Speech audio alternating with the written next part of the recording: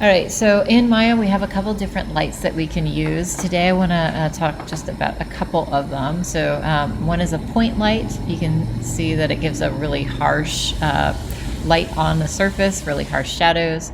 The spotlight, you have a little bit more control over in terms of the kind of light fall off, the penumbra. The directional light is kind of like, if you imagine sunlight, it comes from one direction, but it's kind of like it comes from everywhere in that one direction, right? Whereas the spotlight has a single point and it kind of radiates out from. A directional light will just kind of rake light across the entire scene from a single direction.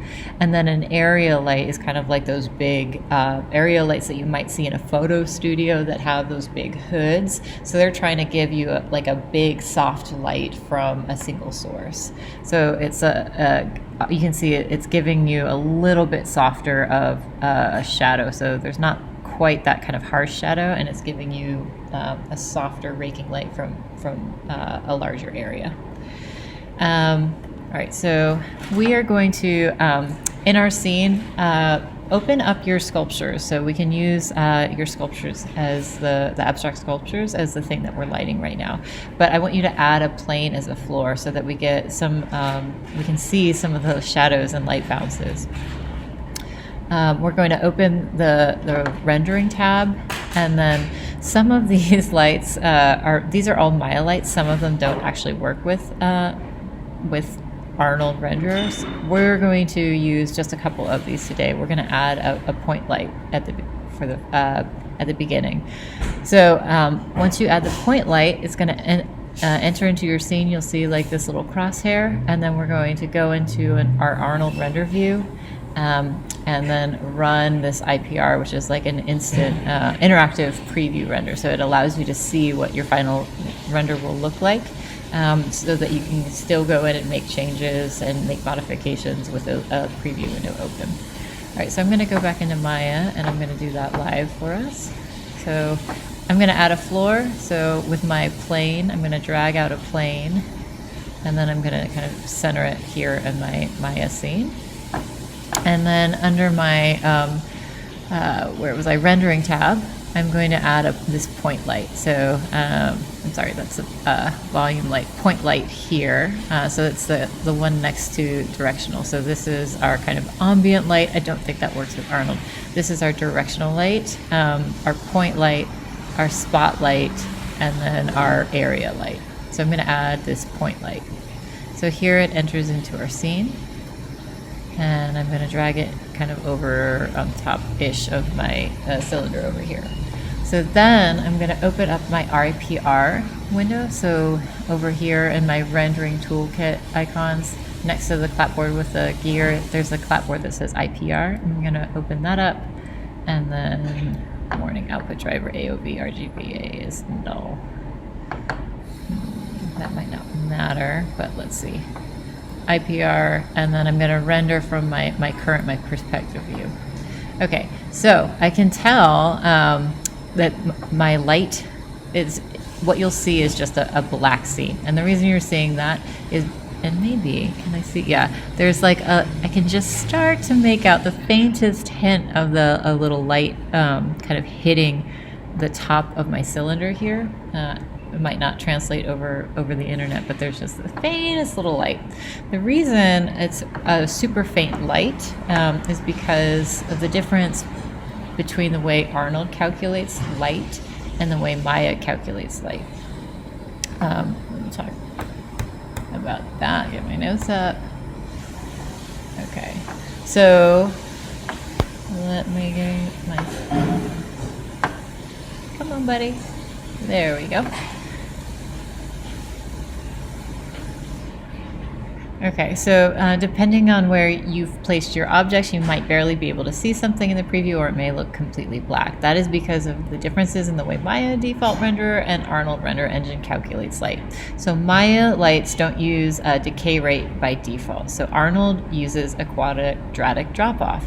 What is that? Quadratic drop off is a more realistic form of calculation of light, but it means that you need more light intensity in the beginning. So it's going to, the light is going to hit an object and bounce around more, but that means that it's not as bright.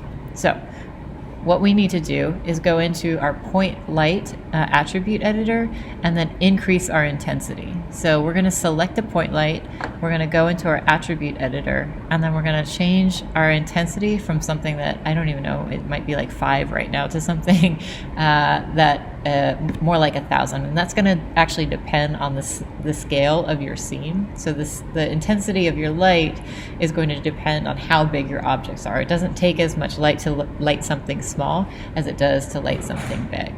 And then we're going to change the decay rate to quadratic so that it emulates in our preview window what it's going to look like in the final render. And then the other thing that we'll need to do, well, we'll kind of come back. We'll come back to that. So let's do one at a time. All right. So I'm going to make this render view. I'm going to drop it into my viewport here so it stays open. If you have a buggy Maya that is prone to crashing, you might want to close your render view while you're doing a lot of work and then just bring it up one at a time. Render region is too small. What's happening here? Let's see, current perspective. Okay, I'm getting a tiny little light. I'm getting some warnings here. But it doesn't seem to be affecting anything, so I will just continue as planned. All right, so with my light selected, the other thing that I'm going to do is under my lighting menu. So far we've been using default lights. That's like a set of lights in our render preview that we get for free, but I want to use all lights. Right, so this is the preview, going to give me kind of a little bit more of a realistic preview of what it might look like rendered. All right, so I'm going to select my light, I'm going to go into my attribute editor, and then I want to change this intensity from 1 to 1,000.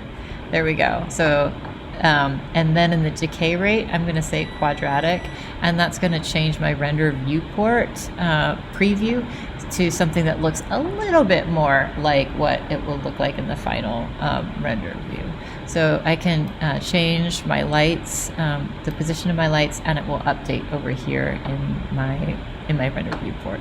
Again, if you have a buggy prone to crash Maya, you might want to just shut this down and do a bunch of work and then only bring the render viewport up when you need it. So modify your light in your preview, make some changes over here, and then you would go back in and bring up your IPR render view only when you need it. All right, I'm going to put it back here. Put it back here. There we go. Okay. So the next thing that I want to do is go in and I can change a couple things. I can change my samples, which is going to increase my Arnold samples, which will again, if I have like fireflies or things kind of look fuzzy, that's going to allow the Arnold renderer to calculate out more bounces. Let's see, what else did I want to do? I don't think anything here. Exposure. So the exposure is kind of like going to bring, it's going to bring up kind of like, it's similar to intensity, but if you've worked in Photoshop or if you've worked in film before, the more exposure you have, the brighter your scene is going to be, but it's kind of increases in contrast as well. So that's one place where you can start to play around with things as well. And then I think that's all I really wanted to play with here. So the exposure, the number of bounces, if you're getting fireflies or things like, it doesn't really happen with a point light as much as it does with some of the area lights and the more diffuse lighting. All right, so that is our point light.